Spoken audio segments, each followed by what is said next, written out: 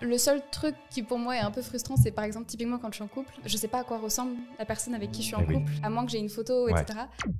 Salut, il existe des personnes qui ont une incapacité à mémoriser le visage des gens qu'ils rencontrent. On appelle ça la prosopagnosie. Il y a aussi des personnes qui ont une capacité d'imagination qui est tellement forte qu'on dirait du réel dans leur cerveau. Ça s'appelle les hyperphantasiques. Et quand les deux sont réunis dans un seul cerveau, ça s'appelle AVA et elle nous rejoint pour une petite discussion. Alors Ava, tu vas m'obliger à dire des termes durs à prononcer. Tu es atteinte de prosopagnosie et tu es également hyperphantasique. Ouais. Est-ce qu'on peut commencer à globalement nous dire un peu ce que c'est, s'il te plaît? La prosopagnosie, c'est vraiment le fait que le cerveau ne sache pas, il sait pas vraiment ce que c'est un visage, et donc que d'ailleurs j'ai pas la capacité moi de retenir le visage, ni de m'en créer dans ma tête en fait. Je sais pas à quoi ça ressemble un visage. J'ai pas les proportions en fait en tête d'un visage normal, enfin d'un visage en fait. Donc je peux pas me recréer l'image derrière. On se rend pas compte, hein, mais effectivement pour ceux qui nous écoutent, un visage, c'est des centaines et des milliers de petits détails qui font que c'est ce visage-là, le visage d'Ava par exemple, et pas un autre. Et quand on a une prosopagnosie, effectivement, il n'arrive pas à assembler les pièces de ce puzzle, il n'arrive même pas à comprendre vraiment les règles du puzzle. Ouais, quoi. exactement. Okay. L'image que j'aime bien donner, c'est comme si on était dans un musée et qu'en fait on voit un tableau qui est assez compliqué avec plein de personnages et tout. Et en fait, si on voit le tableau, on peut voir qu'il est beau, on peut voir qu'il y a une cohérence d'ensemble en fait, qu'il y a un tableau. Mais si on détourne la tête, en fait, c'est impossible de se revisualiser le tableau exactement avec toutes les proportions et tout.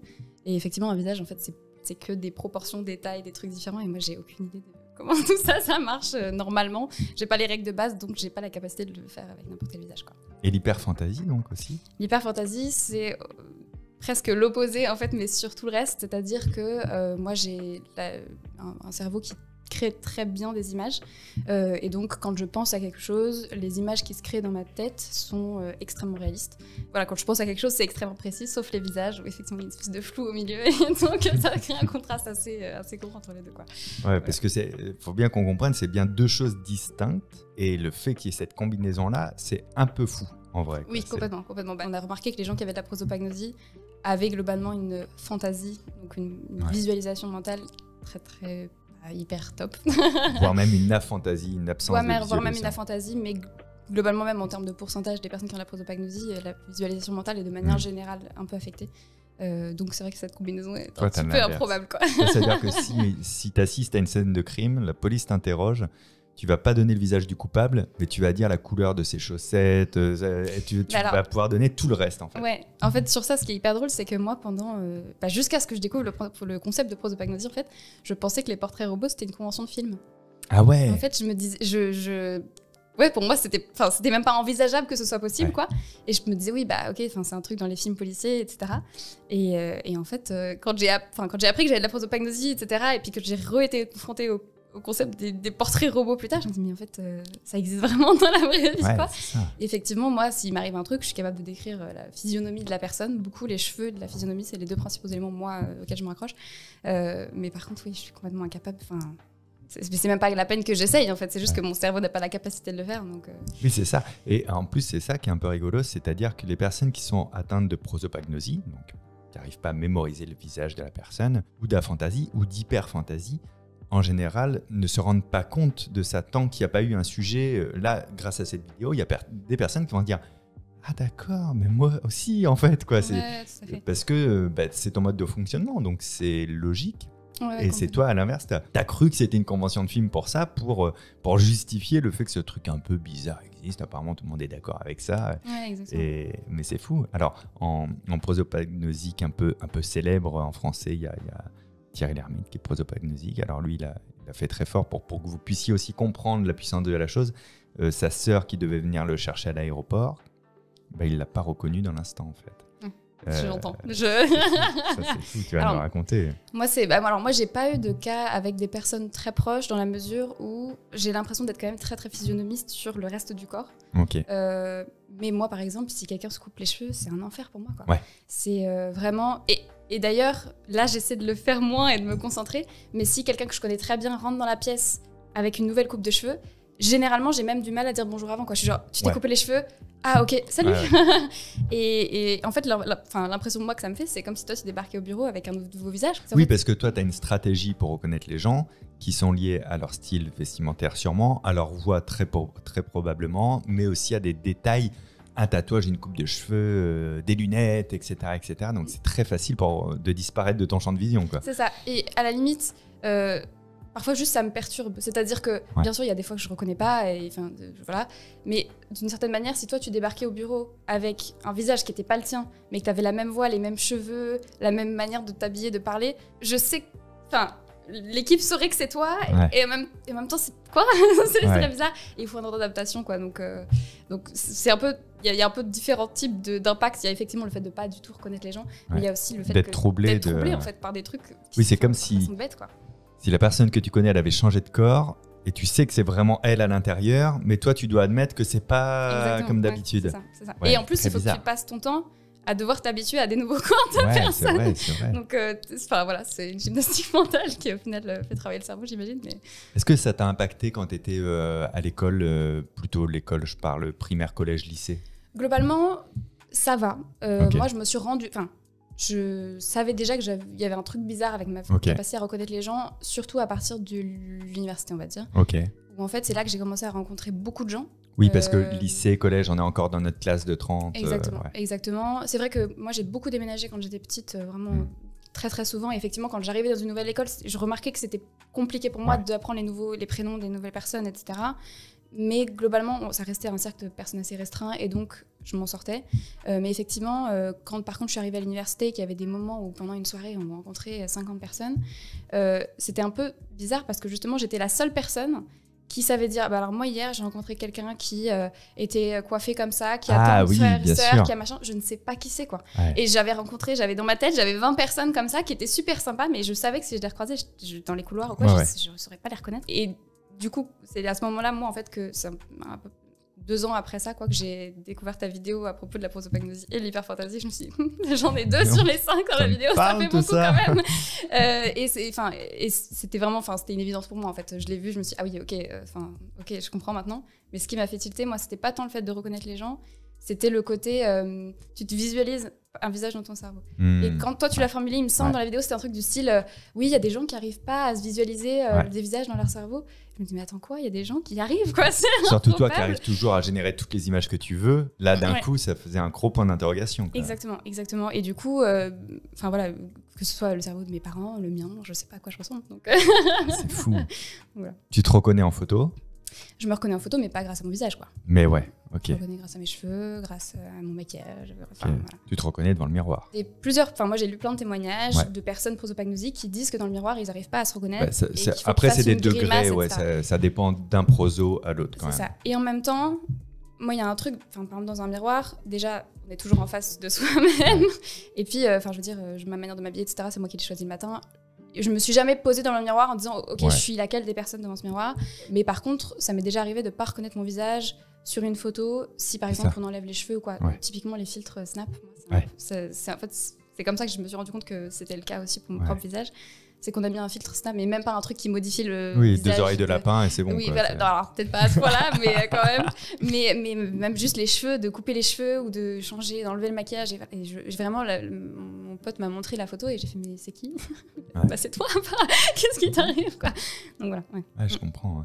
En plus de ça, pour le miroir, je trouve que c'est un peu tricky comme question parce que dans le fond, personne remet en cause son reflet dans le miroir. Exactement. On sait que c'est un miroir. Et quelquefois ou parfois, tu sais, je me croise le regard dans le miroir et je me dis putain, je ressemble à ça. Il y a une espèce de dézoom qui se fait un peu chelou on n'a pas trop envie de se voir en temps réel. Tu vois, en vidéo, c'est déjà quelque chose. En photo, pour certains, déjà, c'est dur. Alors en temps réel, dans le miroir, je crois qu'on se regarde tous sans avoir conscience vraiment qu'on se regarde pour le miroir. Est-ce que tu serais capable de te décrire ? Est-ce que tu as créé une liste de... Non, pas du tout. Oui, le visage, bien sûr. Non. J'ai 2 bras. Je sais que j'ai les yeux marrons, quoi, mais ça s'arrête à peu près là. Et globalement, en fait, finalement, c'est presque un truc qui m'est plus utile qu'autre chose. Parce que je fais beaucoup de choses dans la vie. Et parmi ces choses, je suis comédienne. Et en fait, je ne peux pas me regarder jouer. Oui. Je veux pas me dire c'est vraiment trop bizarre la tête que je suis en train de faire ou je sais pas quoi, parce que je sais pas à quoi je ressemble.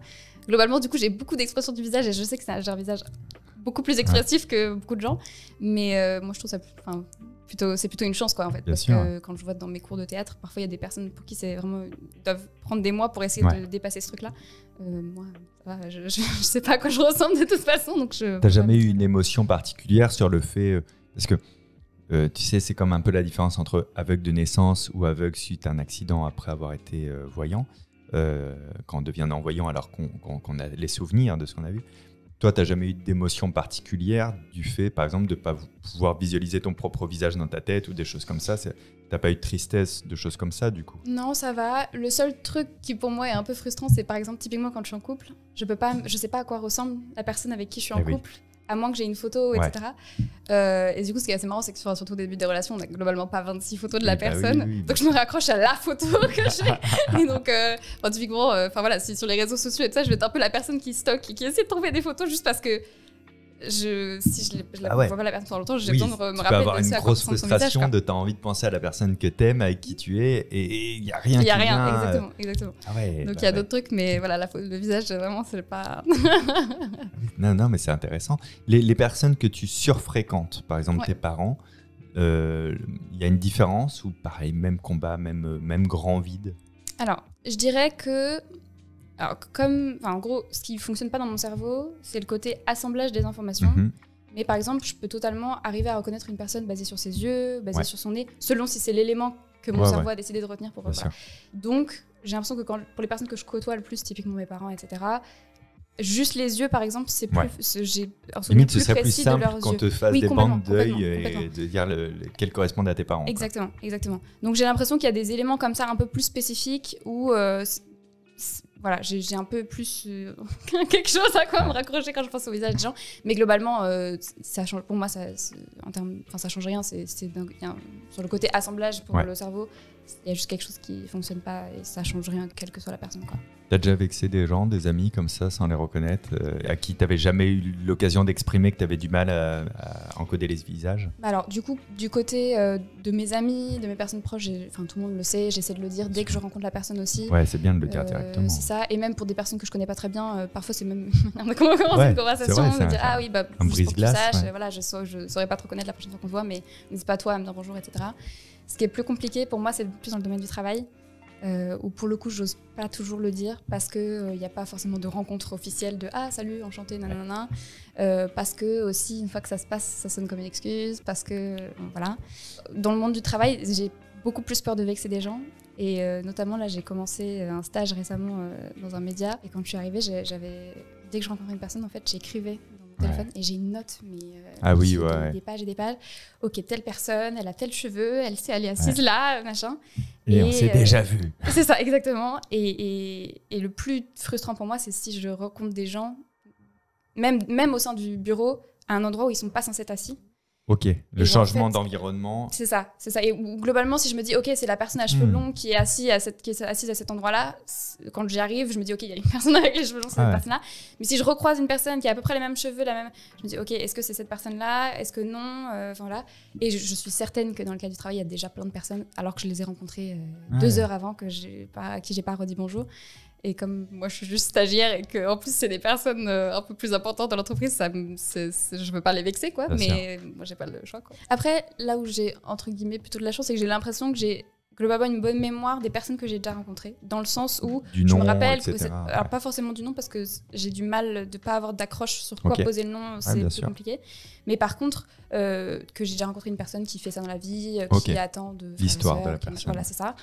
Donc, si une personne est très très friendly avec moi, mais que j'arrive pas à replacer qui c'est, etc., pas de nom, pas rien, a priori, je sais quand même me dire, ok, je pense pas qu'on se soit rencontrés, mais c'est vrai que d'une certaine manière, ça crée un peu une homogénéité entre les gens que je connais pas, les gens que je connais.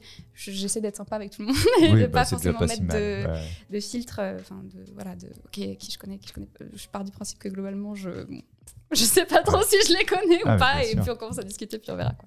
Et avec ton hyper-fantaisie, est-ce que c'était plus facile pour toi en cours ou pas? L'hyper-fantaisie, moi, je me suis rendu compte très très tard de ce que c'était, et pour le coup, c'était pas un truc que je vivais mal avant et où ça a mis un mot dessus, c'est plus quand tu l'as formulé où je me suis dit, ok, Ça a l'air d'être bizarre, ok, je comprends, et que j'essaie de me renseigner dessus, et que voilà. Et donc, comme c'est un truc qui est venu beaucoup plus tard, il y a parfois des trucs... Enfin, c'est comme si ça prenait encore un peu du temps à mon cerveau de me dire, ok, tel truc c'était l'hyperfantasie, tel truc c'était complètement autre chose, ou voilà, enfin, dans le passé je sais pas trop qu'est-ce qui venait de quoi. Mais par contre, c'est vrai que typiquement dans mes cours, etc., quand j'avais besoin de me rappeler d'informations, j'avais vraiment, ok, à tel endroit, je mettais l'information, la feuille, etc. C'est ça. Ouais. Et en même temps, sur ce que tu dis, c'est pas complètement vrai parce que l'hyperfantasie, c'est pas l'hypermnésie. Oui, bien sûr. Et qu'en fait, c'est pas parce que j'ai une capacité à visualiser les choses très bien qu'en fait, je me rappelle parfaitement. Donc parfois, mon cerveau grappille un peu les souvenirs qu'il a, essaie d'en faire une image hyper concrète, quoi. Mais je pense qu'il y a forcément des trucs qui se transposent pas pareil, quoi. Non, mais c'est génial de le préciser justement parce que oui, donc l'hypermnésie, c'est l'incapacité à oublier. Donc là, c'est juste la capacité à visualiser d'une manière extrêmement précise les choses auxquelles tu penses. Donc, ça n'a rien à voir avec la mémoire, mais c'est pour ça que c'était intéressant quand même de te poser la question. Est-ce que ça a généré par contre au contraire des faux souvenirs? C'est-à-dire que si moi je te raconte une histoire en te disant non mais imagine ce qui s'est passé, on était à tel endroit et que je suis assez détaillant dans ma manière de te le réciter, en temps normal ça va te faire popper les images. Et ça peut créer un faux souvenir en mémoire épisodique. Est-ce que ça t'est déjà arrivé, ça? Alors, a priori, je ne le sais pas, en tout cas. J'ai pas l'impression qu'il y ait vraiment des faux souvenirs qui se soient créés. Par contre, c'est vrai que moi, quand je me crée des images dans ma tête, derrière, c'est très, très réaliste. Et effectivement, j'ai pas forcément l'impression que ce soit un souvenir qui me soit vraiment arrivé. Mais par exemple, typiquement, pour donner un exemple, il y a beaucoup de choses que je fais. J'ai une entreprise de couture où je conçois des vêtements sur mesure pour les gens. Déjà, je suis en train d'apprendre à essayer de dessiner le mieux possible parce qu'en fait, j'ai jamais dessiné avant les vêtements que je faisais parce que je les imaginais, ils existaient quoi. Enfin, c'est bon, ok, c'est bon, pas besoin, enfin, c'est clair. Et puis même pour le fabriquer, en fait, après, ok, je vais faire comme ça, hop, je vois les bouts de tissu qui se retournent dans mon cerveau, etc. Ça m'est déjà arrivé de chercher dans mon placard des vêtements que j'avais pas encore fait, quoi. Mais parce que, pas parce que j'étais persuadée qu'ils y étaient. Enfin, j'avais un moment de ah oui, mais non, mais je l'ai pas encore fait, quoi. C'est pas non plus que j'étais persuadée de l'avoir, mais c'est plus qu'effectivement, mon cerveau, il se dit, ah, c'est bon, c'est réglé, quoi. C'est fait et ça existe déjà, quoi. Et en fait non. Il va falloir que je m'y mette au travail et que je le fasse vraiment, que j'y passe les heures dessus. Donc voilà. Imaginons, tu vas à une soirée, tu rencontres quelqu'un qui te plaît, il te propose d'aller boire un verre 4 jours plus tard, il te donne rendez-vous dans un bar. Comment tu fais pour le reconnaître en arrivant dans le bar? Je demande le Insta. C'est vrai, avant même. Donc voilà, et puis parfois je préviens. Je dis voilà, je peux peut-être pas te reconnaître. Mais une chemise rouge. C'est ça.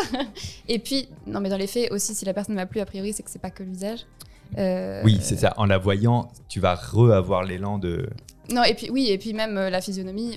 Vraiment, je sens vraiment que le corps de la personne, c'est vraiment un élément sur lequel je peux le reconnaître, quoi. Et a priori, ça change pas trop. Donc heureusement. Quand tu regardes un film ou une série, tu galères? C'est horrible. Tu galères à suivre? Je galère à suivre. Disons que tous mes proches sont habitués que pendant les 20 premières minutes de film... Je comprends rien. Pas tant que ça, mais surtout... Attends, cette blonde, c'est la même que la blonde qu'on a vue il y a 3 minutes ou pas?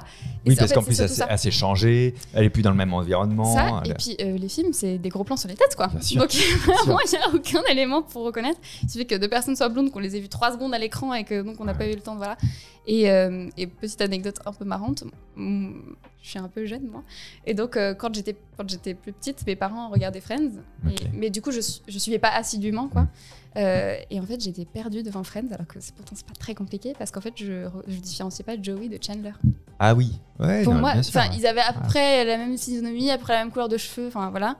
Et bon, quand j'ai commencé à regarder Friends, vraiment du début à la fin, je me suis dit, oui, évidemment que c'est pas les mêmes personnes, des personnes qui n'ont aucun rapport, quoi.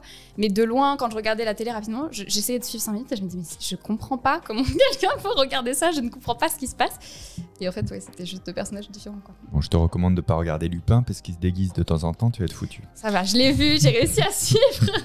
Du coup, quand tu regardes un film ou une série, est-ce que tu préfères regarder seul ou avec quelqu'un qui te sert un petit peu de support? Alors, je regarde quand même des trucs toute seule, mais c'est vrai que du coup, oui, je préfère avoir quelqu'un. Et il y a d'ailleurs plein de fois où je suis toute seule et je me dis, purée, j'aimerais bien avoir quelqu'un pour lui poser la question de est-ce que c'est la même personne? Bon, quand je suis toute seule, je continue de regarder jusqu'à ce que le mystère s'éclaire, quoi. Mais on pourrait pas avoir tous une étiquette avec leur nom quand même dans les films. Exactement. Non, mais en plus, déjà, c'est pas toujours simple pour nous qui n'avons pas de prosopagnosie à suivre. Alors, pour toi, j'imagine, quoi. Est-ce qu'il y a un genre de film qui est plus difficile à voir que d'autres pour toi? Globalement, je sais pas s'il y a un genre de film, mais par contre, typiquement les séries c'est plus facile dans le sens où c'est toujours les mêmes personnages qui reviennent. Et que donc une fois que les personnages sont identifiés, et puis typiquement dans une série, a priori par série ils changent pas non plus radicalement de coupe de cheveux, etc. Donc c'est plus confortable pour moi de regarder ça. Après je m'empêche pas de regarder quoi que ce soit à cause de ça. Enfin, Ça c'est pour la prosopagnosie, mais pour l'hyperfantasie, les films d'horreur, c'est horrible. On n'aime pas. Oui, ça par contre, ça non. Alors, et le pire c'est que j'ai pas les visages. Ouais. Donc t'imagines le film d'horreur, le truc, j'ai que des images hyper violentes, pas de visage dans cette histoire. Et puis en plus, comme je disais tout à l'heure, je suis pas hypermnésique, donc je me rappelle pas forcément précisément de tous les traits du monstre, mais mon cerveau, il l'invente parce qu'il faut qu'il complète le blanc, quoi. L'image que j'ai parfois, c'est un peu comme si... tu sais, entre ta mémoire et l'image qu'il faut qu'il soit rendue, c'est comme si c'était les pixels, tu sais, sur la qualité de la vidéo. Et que, en gros, je sais pas, c'est soit 240 ou un truc comme ça. Ça, c'est peut-être ce que retient le cerveau. À genre 780, c'est l'image normale. Et puis moi, c'est 1080, donc il faut qu'il remplisse tous les cas. Et bah, même, je veux dire, même s'il lui manque des infos, il n'y a pas de problème. Il les remplit. Effectivement, les films d'horreur, c'est vraiment pas cool pour moi. Et d'ailleurs, c'est assez intéressant parce qu'il y a une corrélation qui a été observée entre les personnes qui ont de l'hyperfantasie et les personnes qui sont parfois qui ont des troubles dépressifs assez avancés ou par exemple aussi pour les gens qui ont du stress post-traumatique. Ah oui, bien sûr. En fait, le fait d'avoir des flashs qui reviennent mais qui sont hyper réalistes, c'est encore plus compliqué d'en sortir, etc. Et donc en fait, oui, le cerveau est capable de créer des images sur tous les sujets avec la définition, la plus haute définition, quoi. Donc, tu consultes pour des choses comme ça ou pas du tout? Je veux dire, je consulte comme n'importe qui d'autre. Oui, non, mais tu ne suis pas une thérapie, par exemple. Pas spécifiquement pour ça, non. Déjà, il n'y a pas vraiment de thérapie qui existe. C'est vrai. Et puis, c'est le premier truc. Deuxième truc, c'est pas vraiment connu. La plupart du temps, moi j'ai un psy en ce moment, c'est moi qui lui ai expliqué ce que c'était la prosopagnosie. Et je lui en veux pas du tout, c'est pas du tout. Voilà. Mais effectivement, oui, il y a très peu de personnes qui savent vraiment ce que c'est. Et puis, dans les faits, ça ne m'handicape pas non plus à un point où je ressens le besoin de le faire, quoi. Oui, c'est une vraie question. Donc, toi, dans tes ressentis ou dans tes pensées, que ce soit la prosopagnosie ou l'hyperfantasie, c'est ni des avantages ni des poids, c'est juste toi finalement. C'est ça. Le seul truc un peu où moi je ressens peut-être un peu un écart par rapport aux gens, c'est sur l'hyperfantasie, le fait que, et ça du coup ça rejoint, même si moi je suis pas hypermnésique, un peu ce que disait Anna Godefroy dans sa vidéo, le fait que je ressens moi les souvenirs, pas les souvenirs, mais voilà, c'est ça, quand moi je me visualise quelque chose, mais est-ce que ce soit un souvenir ou quelque chose, je le ressens avec la même émotion que si j'étais en train de le vivre en fait. Oui, c'est ça, avec l'émotion que tu avais eue au moment où ça s'est passé en fait. Et donc, si je me revisualise un truc plus tard, mais c'est un souvenir, c'est censé être un truc qui est passé, etc. Moi, comme l'image que je me recrée, elle est parfaitement réelle, l'émotion que je ressens, elle est très très forte. Et donc, je sens que parfois, j'arrive dans une conversation et soit j'ai un souvenir d'un truc que la personne était vraiment hyper en colère. En plus, comme j'ai pas la mémoire des visages, ça fait que je me base et surtout je me base sur le ressenti que j'avais. Je me dis, ok, cette personne elle était très en colère à ce moment-là. Quand je me représente le souvenir, je me dis, oh là là, cette personne était très en colère, ça me fait me sentir hyper mal. Et je revois la personne et en fait, elle était pas si en colère que ça. Mais c'est juste mon cerveau qui a traité comme il a pu cette information-là. Donc c'est plus sur ce truc-là où je ressens parfois un peu un écart, ou sur les gens, j'ai l'impression qu'ils sont super sympas et je les revois et bon, en fait, ils sont sympas comme n'importe qui, quoi, pas comme si on était meilleurs amis de la vie, quoi. Donc je sens un peu l'écart, mais c'est vrai que globalement, je le vois ni comme un problème, ni... Enfin voilà. Si la prosopagnosie, c'est quand même un peu embêtant, mais c'est pas non plus un handicap. Oui, c'est ça, tu le considères pas comme handicapant en tout cas. Pas du tout. Un peu relou parfois. C'est ça. quand tu rêves, est-ce que tu vois des visages ou pas? Non. Est-ce que par contre tes rêves, tu as l'impression qu'ils sont très intenses ou pas? Alors moi je vais dire un truc qui va t'énerver. C'est dur parce qu'on peut pas comparer nos rêves et nos sensations, mais moi je sais toujours que je rêve. Ok. C'est-à-dire que quand tu as sorti la première vidéo sur les rêves lucides, j'étais genre... Il y a des gens qui veulent faire des rêves lucides, quoi. Et en fait, moi, je sais tout le temps que je rêve. Ok. J'ai très consciente de ça. C'est ça. Donc, à la fois, c'est très intense parce que j'imagine que les images sont très intenses et que voilà, je peux avoir des émotions très intenses. Et en même temps, je vois pas les visages, donc je sais tout le temps que c'est un rêve. Ouais. J'ai cherché l'absence de visage C'est ton test de réalité c'est ce que j'allais dire, perpétuelle, en fait. Je sais pas, parce que j'ai pas vu d'études qui montraient qu'il y avait une corrélation entre la prosopagnosie et les rêves lucides. Donc ça, c'est vraiment mon hypothèse à moi. C'est pas du Mais tout je trouve que scientifique. ça se tient de se dire, c'est comme si c'était ton test de réalité. Exactement. Il n'y a pas de visage, donc c'est pas la réalité. Donc c'est pas la réalité, c'est ça. Donc moi, c'est comme ça que je le perçois, et globalement, du coup, je sais tout le temps que je rêve, et donc ça fait que c'est pas non plus. Enfin, je veux dire, bien sûr, j'ai fait des cauchemars comme tout le monde, etc. Bien sûr. Mais j'arrive à mettre vraiment une certaine distance avec mes rêves parce que je sais toujours que je rêve, quoi. C'est incroyable, ça. Mais par contre, ce qui est assez intéressant, c'est que j'ai vu des études qui disaient que les gens qui avaient de la fantaisie, donc moi je serais pas la bonne personne pour en parler, mais avaient des rêves extrêmement visuels, avec beaucoup de... Donc, comme quoi aussi, c'est pas toujours lié. Bien sûr, mon hypothèse, elle tient, parce que moi je trouve que cas, c'est toi. C'est ça, exactement. C'est qui tu es, toi. Merci beaucoup. En tout cas, c'était trop généreux de pouvoir partager tout ça avec toi et de voir aussi que même si c'est pas très simple, parce que c'est pas des composantes évidentes, en fait, on peut être très heureuse en étant prosopagnosique et hyper fantasique et faire du théâtre et faire des études et être joyeuse. Donc, c'était trop cool. Merci beaucoup, Ava. Merci beaucoup de m'avoir reçu.